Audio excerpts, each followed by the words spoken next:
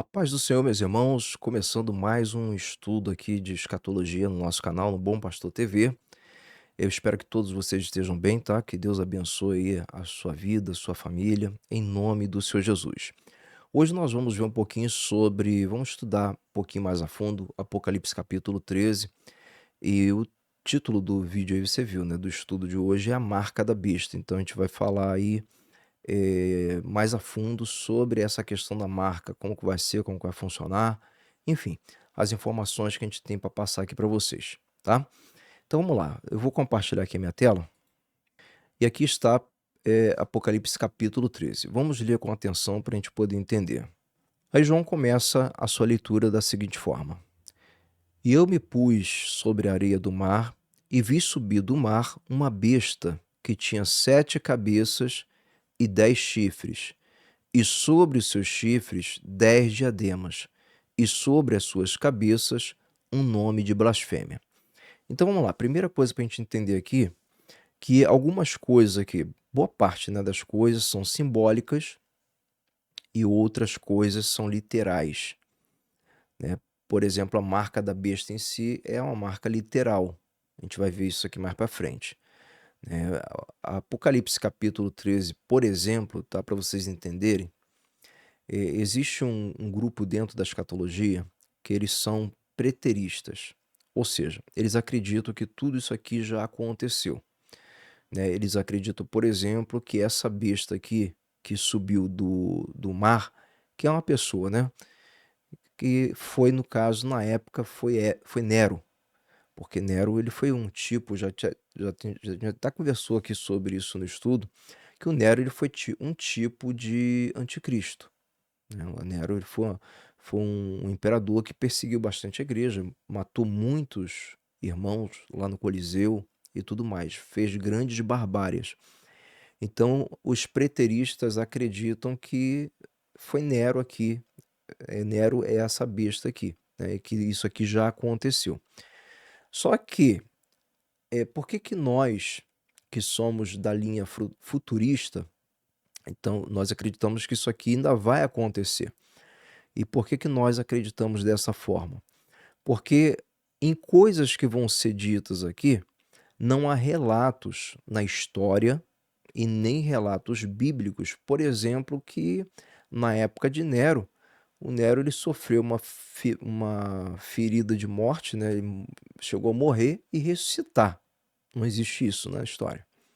Outra coisa também que acontece aqui, não tem na história, não tem registro, é que nessa época de Nero as pessoas tinham que colocar uma marca e só podiam comprar e vender se tivesse a marca, não há relatos. Então falta, tá? Falta documentação, falta relatos históricos e bíblicos para poder acreditar dessa maneira como eles acreditam, entendeu? Agora uma coisa importante, quando João fala aqui que ele se colocou sobre a areia do mar e viu subir uma besta, não é propriamente o mar, tá? Se a gente vier aqui em Apocalipse capítulo 17, versículo 15, aqui tem a explicação, ó. E disse-me: as águas que viste, do mar, no caso, onde se assenta a prostituta, são povos e multidões e nações e línguas. Então isso quer dizer que o anticristo, que é a primeira besta, a besta que emerge do mar, ele vai vir das nações, ele vai vir das multidões, ele vai vir de povos, entendeu? Por isso que nós acreditamos, e aí juntando essa parte aqui, que se você analisar e você estudar a fundo Daniel capítulo 7, você vai ver sobre a questão dos 4 animais. Esses animais eles representam reinos, tá? Por exemplo, aqui quando ele fala aqui, ó, e a besta que aqui, ó, e a besta que tinha 7 cabeças e 10 chifres, 10 chifres representam reis. Se você for ver lá na última besta de Daniel, do capítulo 7, você vai ver que ela tinha 10 chifres e o Daniel observou que estava surgindo um pequeno chifre. né? Fora os 10, um pequeno chifre. Esse pequeno chifre, ele justamente representa essa aparição aqui do anticristo, que é a besta, que é o pequeno chifre, entendeu? Ó, para vocês entenderem melhor. Em Daniel 7, os 4 animais, leão, o primeiro animal, representa a Babilônia, que é a primeira cabeça dessa besta aí. Ela tem 7 cabeças, tá? Então, o leão representa o Império Babilônico. O urso representa o Medo-Persa, que seria a segunda cabeça. Vai contando. O leopardo representa os gregos, a Grécia, que no caso são 4 cabeças. Por quê? São 4 divisões do Império de Alexandre o Grande. Na época teve. Então, esse Império da Grécia representam 4 cabeças. Então, 4 mais as 2, 5, 6. Falta uma, que justamente é o quarto animal, lá de Daniel, que é Roma, que representa mais uma cabeça, totalizando 7 cabeças, entendeu? E em paralelo, Apocalipse capítulo 13, versículo 1, que a gente está lendo, esses mesmos 10 chifres renascem no quadro final de poder do anticristo, entendeu? Então existe até uma corrente na escatologia que acredita piamente que o anticristo ele vai vir justamente do Império Romano, né? Do Império Romano ressurgido, do ressurgimento do Império Romano. Hoje, o Império Romano é representado pela parte europeia, pela Europa, entendeu? Então, acredita-se nesse ressurgimento do Império Romano, que seria esse quarto animal lá da visão de Daniel.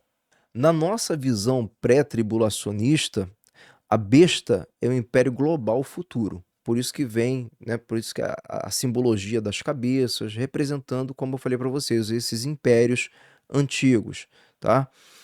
Combinando características históricas babilônica, persa, grega e romana, e se manifestando após o arrebatamento da igreja.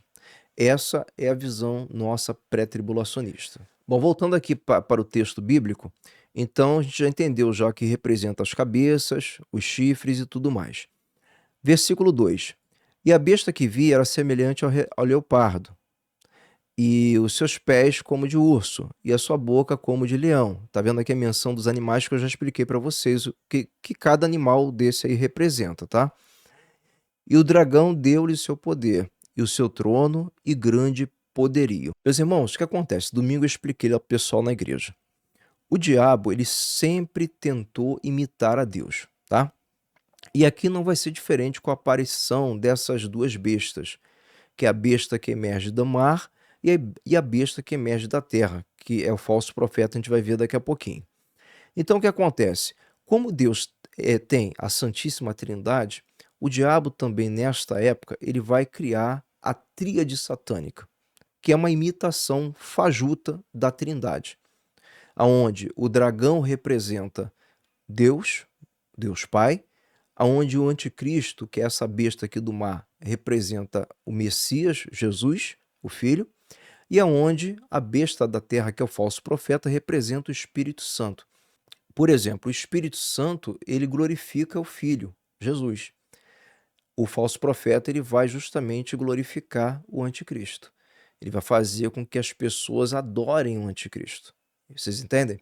Isso aqui tudo uma cópia, né? Uma cópia descarada e deslavada do diabo aí sobre as coisas de Deus. Só para você entender.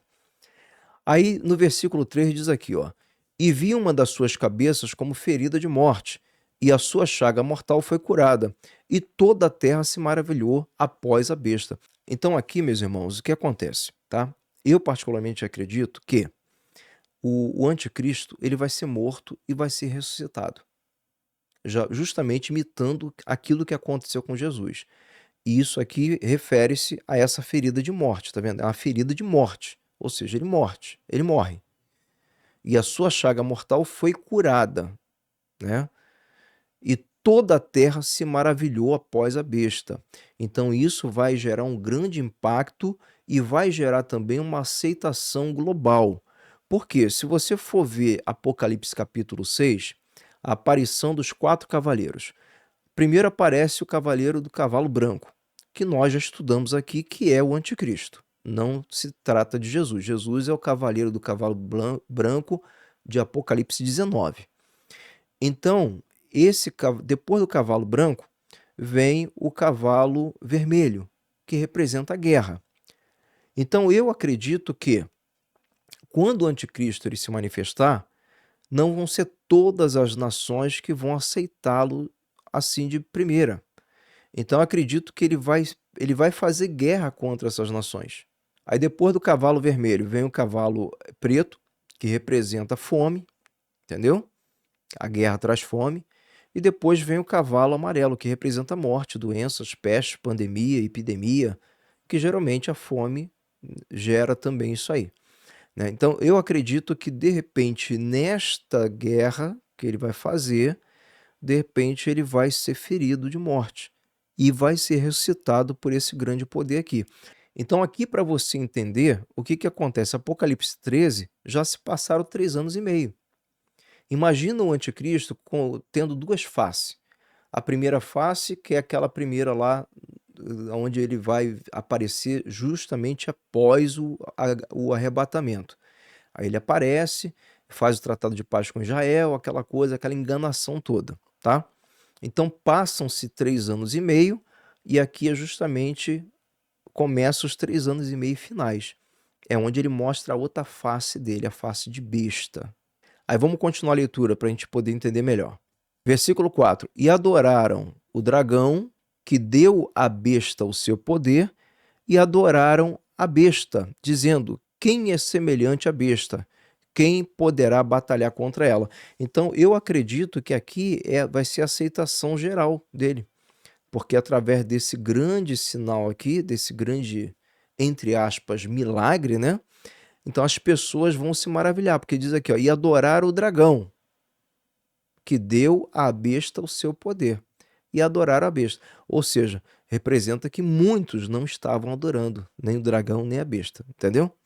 Então aqui vai ser o convencimento final. Ó, e foi-lhe dada uma boca para proferir grandes coisas e blasfêmias, e deu-se-lhe o poder para agir por 42 meses. 42 meses calculado aí dá exatamente 3 anos e meio. É aquilo que eu falei para vocês. Ou seja, esses são os 3 anos e meios aí finais da grande tribulação. Preste atenção agora no versículo 6, ó. E abriu a sua boca em blasfêmias contra Deus, o Deus verdadeiro, tá? Para blasfemar do seu nome. Qual é o nome de Deus? Pelo que se conhece Deus? Yeshua, Jesus. Então ele vai falar mal de Jesus. E do seu tabernáculo e dos que habitam no céu. Ou seja, as pessoas que foram arrebatadas, a igreja. Então o que ele vai fazer?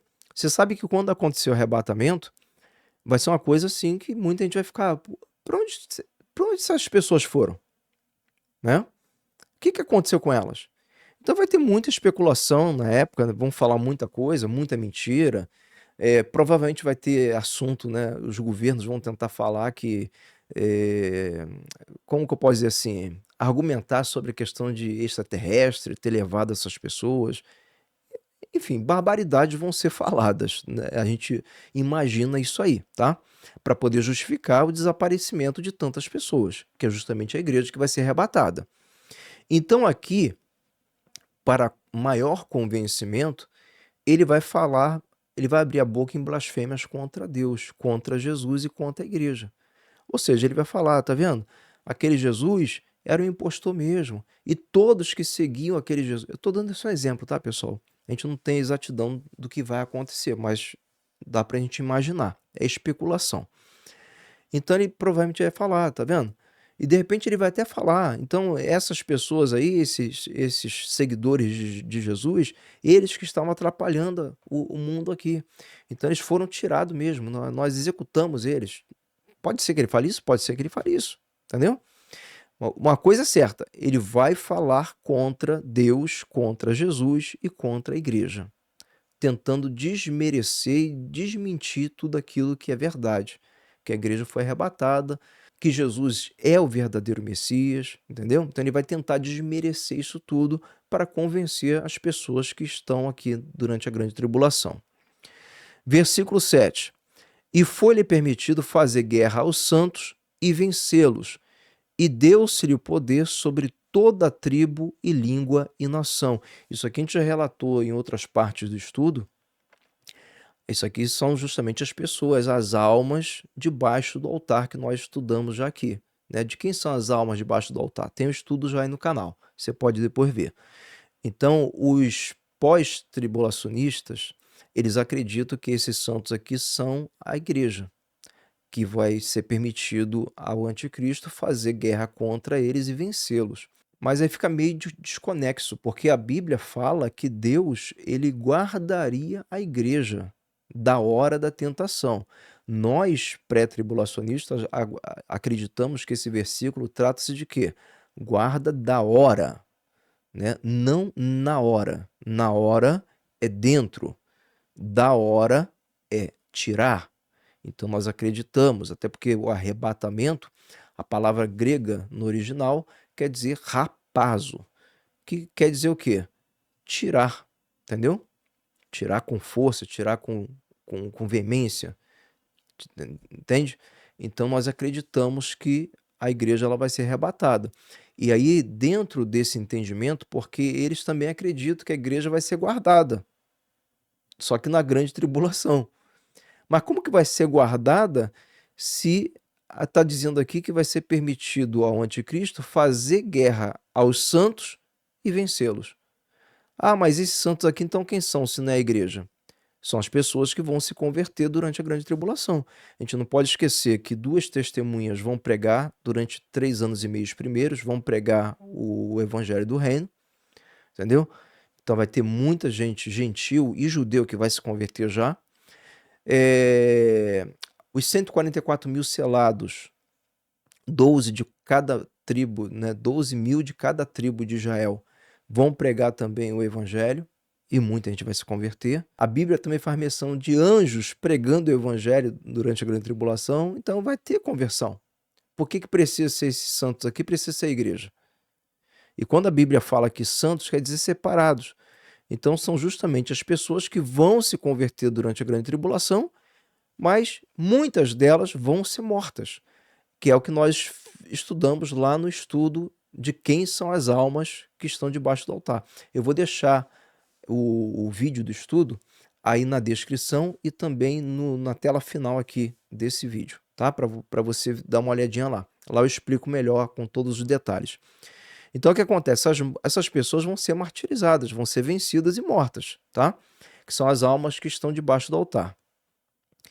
Versículo 8. E adoraram-no todos os que habitam sobre a terra, esses cujos nomes não estão escritos no livro da vida do Cordeiro que foi morto desde a fundação do mundo. Então são pessoas aqui que não estão com os nomes inscritos no livro, viraram as costas para Deus, literalmente, não querem saber de Deus.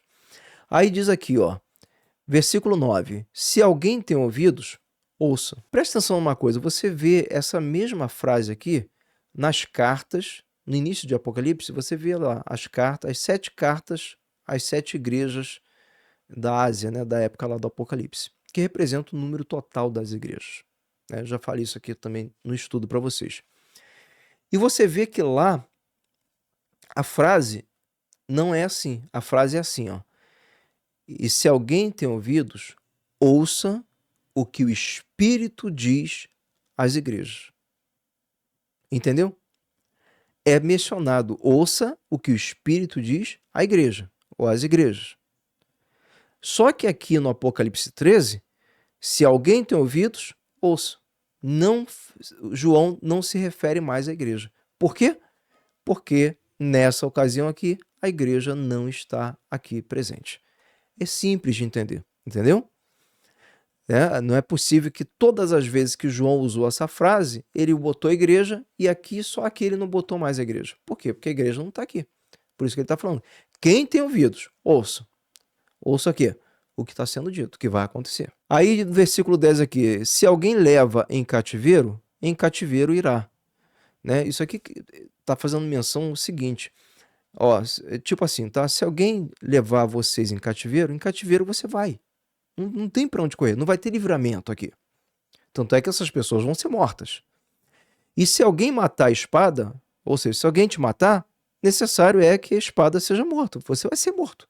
É isso que ele está dizendo. Aí ele complementa: aqui está a paciência e a fé dos santos. Ou seja, é como uma palavra para falar, falando para as pessoas, né? Quem vai passar por isso aqui, infelizmente. Ó, você precisa resistir até o final. Você precisa se manter firme até o final. Não negue Jesus de jeito nenhum. É isso que ele está falando. Aí ele complementa dizendo aqui, ó: e vi subir da terra outra besta que tinha 2 chifres semelhantes aos de um cordeiro, que é justamente o falso profeta, tá? Que semelhante ao de um cordeiro, representando a parte religiosa. E falava como dragão. E exerce todo o poder da primeira besta na sua presença, e faz que a terra e os que nela habitam adorem a primeira besta, cuja chaga mortal fora curada. E faz grandes sinais, de maneira que até fogo faz descer do céu à terra, à vista dos homens, tá vendo? Então, o falso profeta que ele vai ter e vai fazer sinais aí até descer fogo do céu, justamente para poder imitar os sinais de quem? De Deus. E vai ser permitido isso, justamente para enganar, e vai enganar muita gente, tá? E observe uma outra coisa aqui, versículo 14: engana os que habitam na terra com os sinais que lhe foi permitido que fizessem em presença da besta, dizendo aos que habitam na terra que fizessem uma imagem à besta que tinha ferida da espada e vivia. Tá vendo? Então, justamente, o falso profeta, ele vai incentivar as pessoas, os habitantes da terra, que façam uma imagem da besta. Então essa imagem vai ser construída, essa imagem vai ser colocada dentro lá do templo, do terceiro templo de Israel, que vai ser construído, nós já vimos aqui também. E essa imagem ela vai falar aqui, ó: e foi-lhe concedido que dissesse, que desse o espírito à imagem da besta, para que também a imagem da besta falasse, e fizesse que fossem mortos todos que não adorassem a imagem da besta. Tá vendo? Então o que acontece? A gente não sabe exatamente como vai ser. Se for envolvendo tecnologia, pode ser questão de holograma, né? A imagem da besta falar através do holograma, e como na época o João não fazia ideia do que ele estava vendo, ele viu isso aí, né? Porque você imagina uma pessoa que viveu numa época que não tinha tecnologia, e ele olhasse a imagem, igualzinha a imagem da besta, a mesma imagem, e falando, mas através de um holograma. Ele provavelmente ele iria dar essa descrição aqui. A gente também não sabe se vai ser um poder miraculoso, que vai fazer uma estátua de pedra falar. Pode ser também, aí a gente não sabe, tá? Aqui a gente só pode ficar no campo da especulação, né? Porque a Bíblia não diz claramente o que vai ser, só sabemos que essa imagem da besta ela vai ter o poder de falar. Versículo 16: e faz que a todos pequenos, grandes, ricos e pobres, livres e servos, lhe seja posto um sinal, né? A tradução mais correta aqui do original é marca, tá, pessoal? Na sua mão direita ou nas suas testas. Então, ou na mão direita ou na testa, a pessoa vai escolher.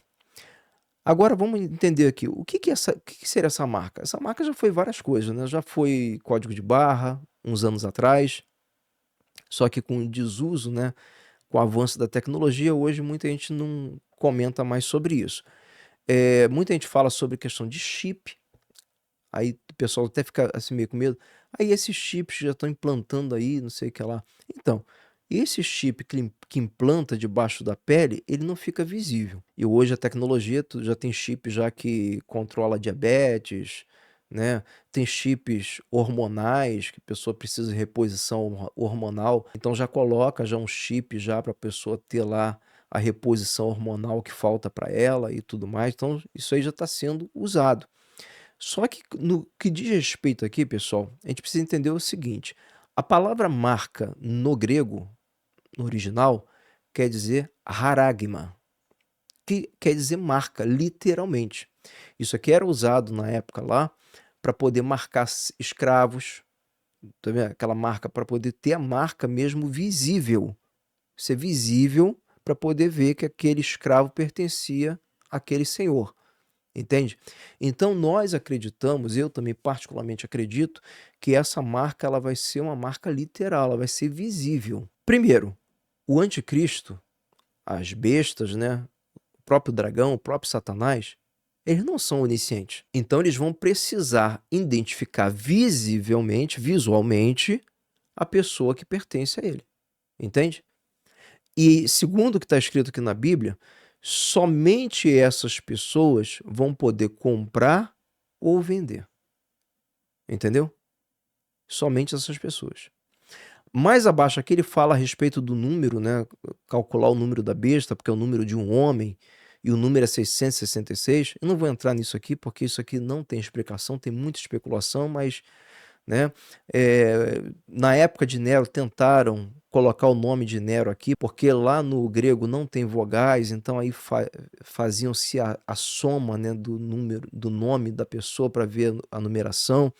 Existem, para vocês terem uma ideia, existem manuscritos descobertos que o número não é 666, entendeu? É 616. Então, há um mistério aqui e aonde a Bíblia ela se cala, nós não temos voz, é o que eu costumo dizer, entendeu? As coisas que são reveladas para a gente, para nós e para nossos filhos, beleza. Agora, aquilo que não é revelado pertence ao Senhor. Então, uma coisa é certa, tá? Essa marca ela vai existir, as pessoas vão ser marcadas, as pessoas não vão poder comprar ou vender se não tiver essa marca. Aí que vai ser o grande problema, porque as pessoas que se converterem durante a grande tribulação vão ser perseguidas e tudo mais. Aí você imagina, a pessoa não vai poder comprar e não vai poder vender. Como que essa pessoa vai viver? Muitos vão morrer, a gente sabe disso. Agora, a Bíblia diz também que muitos vão conseguir chegar vivo até o final da grande tribulação, onde Jesus volta, entendeu? Então, quer dizer, mas vão passar um perrengue danado. Que você imagina, a pessoa não vai poder comprar nem vender. Além de toda a perseguição que vai estar acontecendo na terra, os juízos de Deus que vão estar sendo implementados também na terra, vai estar acontecendo, a vegetação vai acabar, a água vai acabar, vai ter dificuldade, a água potável vai ser um produto caríssimo durante a grande tribulação. Então você imagina o sofrimento que essas pessoas vão passar, entende?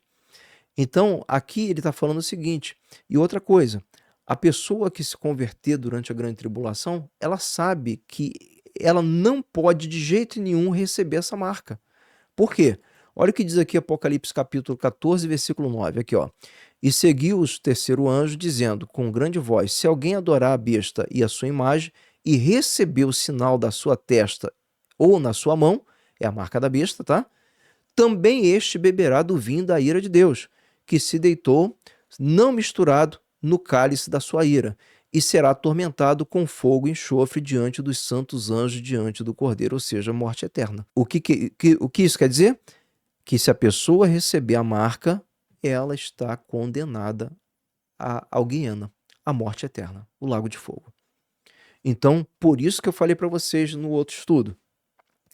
Essas pessoas lá debaixo do altar, que vão ser capturadas, elas vão ser torturadas. Nega Jesus e recebe a marca. Ah, não nego. Maldade pior lá, tortura, mais tortura. Até o ponto final onde elas vão ser mortas. Entende? E a pessoa sabe que ela, se ela receber a marca, aí não tem mais jeito para ela, não tem mais salvação. Muitos, mediante ao sofrimento, mediante a perseguição, vão renegar a Cristo, vão virar as costas para Cristo e vão aceitar a marca e vão estar condenados para sempre. Mas muitos não, muitos vão morrer, vão ser torturados e mortos e não negarão a Cristo, porque sabe que se aceitar a marca, acabou tudo. Então, meus irmãos, o momento de aceitar a Cristo, de assumir um compromisso com Deus, de fato, de verdade, é agora.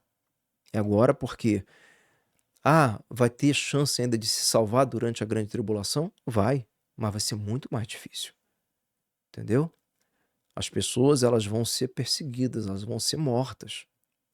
Para você ter uma ideia, tem uma taça da ira, da cólera de Deus que vai ser derramada na terra, que vai aquecer o sol de tal maneira que as pessoas saindo no sol, a Bíblia diz lá que as pessoas vão ser abrasadas pelo sol, ou seja, as pessoas vão pegar fogo, vão ser abrasadas. Olha que coisa séria. Então, o momento de reflexão, o momento de assumir um compromisso sério com Deus é agora. É agora. Porque a igreja ela não vai passar por todas essas coisas que vão acontecer. O Senhor Jesus ele foi claro, não houve e nem haverá sofrimento igual ao que está por vir sobre essa terra. Tá bom? Esse foi o estudo de hoje, que Deus abençoe. Pense nisso, você que de repente está aí, né? Você até frequenta igreja, mas você não é aquela pessoa firme e tal.